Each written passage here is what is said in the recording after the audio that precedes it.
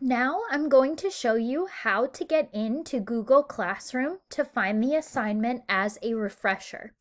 The first thing you will need to do is make sure that you are signed into your school Google account, the account that ends in @wvschools.net.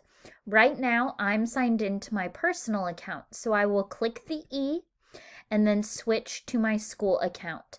As long as you've signed in before, that Google account should be there. I'm going to press the waffle and go to my classwork tab. My page might look a little different than yours since I'm the teacher, but it will still be similar.